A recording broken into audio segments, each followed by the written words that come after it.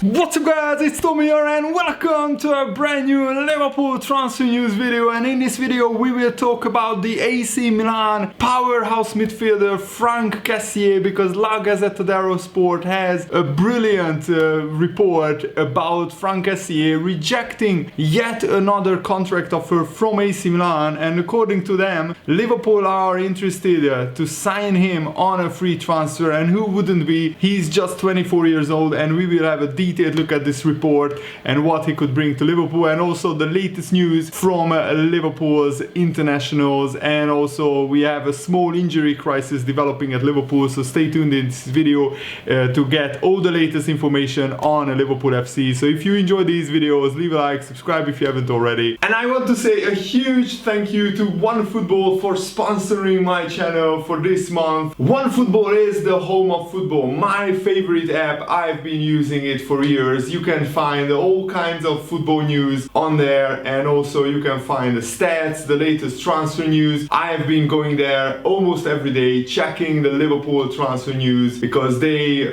combine the best and most interesting transfer news and football news. And you can find also interesting videos, stats, analysis, fantasy football tips, and all kinds of interesting football related content on the OneFootball apps, and it's completely free. So what are you waiting for? Make sure to download OneFootball using the link in the video's description, and you support the channel as well that way. And according to Italian news outlet La Gazzetta dello Sport, the Ivorian midfielder Franck Kessie, who is 24 years old, and he is a very reliable powerhouse of a midfielder who really would be the perfect signing for Liverpool. He played 50 games last season for AC Milan, scoring a magnificent 14 goals in the process. And before every season where he played, he always plays around 40 games on average, which is awesome and exactly what Liverpool need after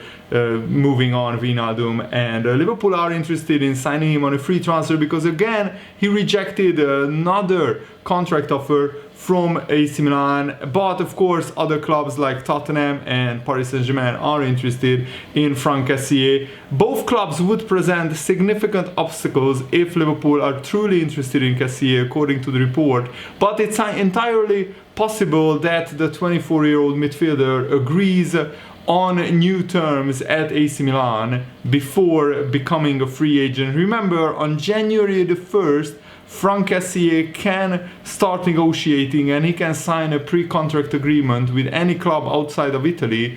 So in theory, Liverpool could already sign him up on January the 1st, and I'm hoping really that Liverpool are already in talks with Franck Kessie's agent, putting out feelers whether he is interested in a move or not. But who wouldn't be interested in joining Liverpool, who are again the main contenders, one of the main contenders for the Premier League and for the Champions League as well. The dynamic midfielder will become a free agent next summer, and I think we can check him out very closely when AC Milan play Liverpool in the Champions League group stages.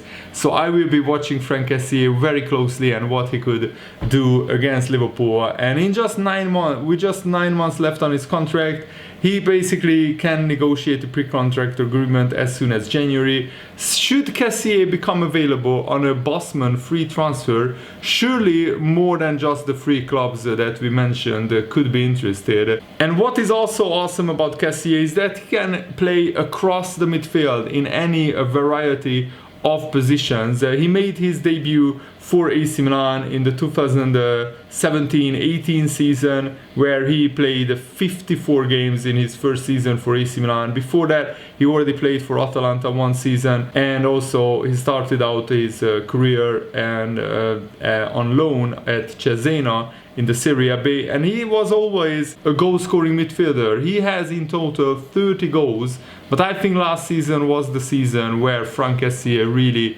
became a world-class midfielder from a very good midfielder. The only small problem is that he's playing for an African nation, the Ivory Coast, so it means Liverpool would lose another player to the Africa Cup of Nations if Ivory Coast qualifies. But I think if you can sign a player like Franck Kessie, who is worth around £50 million when he has a good contract, to sign him on a free transfer would be absolutely fantastic business for Liverpool, and exactly the kind of deals that Liverpool would love to do. And he already played 48 games for the Ivory Coast national team, scoring 4 goals in the process. And as I said, in total he already played 252 games in professional football, which is pretty awesome if you ask me. And he also scored 41 goals. And what is also an interesting fact about Kessie is that he finished as the joint top assist provider of the 2019 Africa Cup of Nations alongside Benacer with 3 assists. Ivory Coast was eliminated in the quarterfinals, so he didn't go deep in the tournament, yet he had the most assists in the tournament, which is pretty awesome. And also a not so fun fact, but an interesting fact about Kessie is that when he was just 11 years old, his father used to be a professional footballer in his youth before enlisting in the Ivorian army, sadly passed away due to an illness, and one of Kessie's goal celebrations because of that is a military salute performed in order to pay tribute to his late father. So if you see Kessie celebrating like this, then you will know why exactly he's celebrating like that. And I think that's very respectable that he's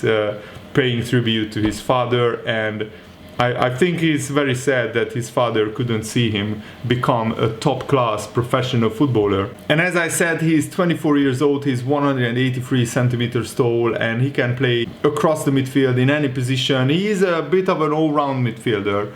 He can defend, he can attack, he can score goals, he can get assists, he can pass, he can shoot, he can dribble, he can tackle. So he's a really awesome player, and one of my favorite players in this series actually. It's really fun to watch him play, and I really hope that Liverpool can get this deal done, because honestly it would be so awesome to sign a £50 million midfielder on a free transfer. And also Liverpool could basically get a midfielder who could play 40-50 games, something that only Wijnaldum could do in the past few years, to almost be an ever-present for Liverpool and play any amount of games in a row that you wanted.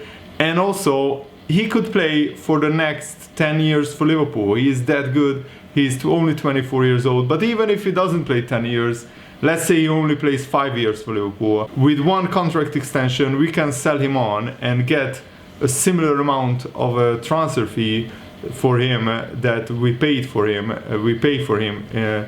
In probably bonuses, we pay him a big signing bonus, and that would be still cheaper than getting a midfielder in a similar caliber, similar world-class level to Kessie. It would cost at least £50 million in today's transfer market. And now we have some interesting news regarding the international players. Naby Keita is in a very tricky situation because in his country, Guinea, there was a military coup basically, and Liverpool are working with other European clubs to get Naby Keita and some of his teammates out of Guinea, because Guinea saw its borders closed after an attempt to overthrow the government.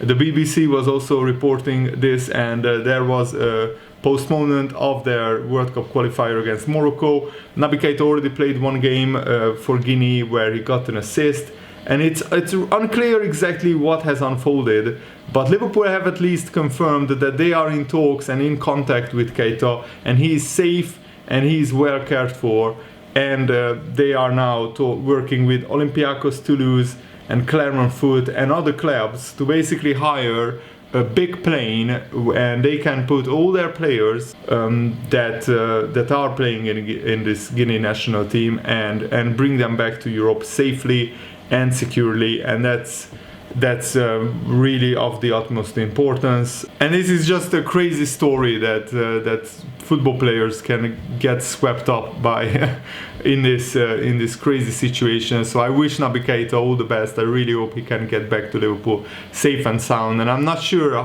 what kind of mental headspace he must be in. It must be pretty terrifying, to be honest, to be there. But I really hope that Liverpool can get him back on a plane safe and sound to Liverpool. And also we have an injury worry. Harvey Elliott has returned to Liverpool after picking up an injury on international duty with the England under-21s, and this is so desperately unlucky for the kid, who has started the season in absolutely blistering form, and he started 2 out of the first 3 Premier League games, and then he gets injured on international duty. I really hope it's not too serious, but it was serious enough that Harvey Elliott had withdrawn from the England under-21 camp, and according to the ever reliable James Spears, this withdrawal is more precautionary, and Liverpool are still hopeful that he can even recover in a week's time and play against Leeds United. So let's hope that it's not too serious an injury. Firmino also picked up a hamstring strain against Chelsea, and the indications are that it's not too serious, but it hasn't been confirmed whether he will be available against Leeds. Probably not.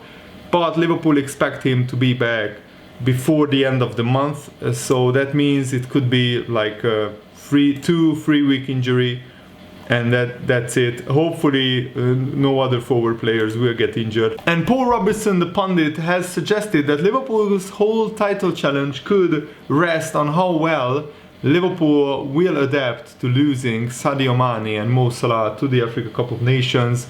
I think Liverpool can challenge, but they have to keep the key players fit, Paul Robinson said. But no one is talking about this, but the big problem Liverpool has is their strikers.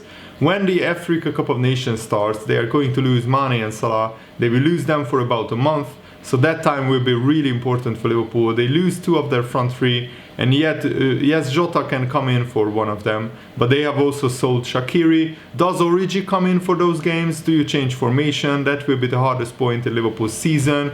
Does Minamino come in and play as a winger, even though he's not really an out-and-out winger? So it's going to be very, very interesting.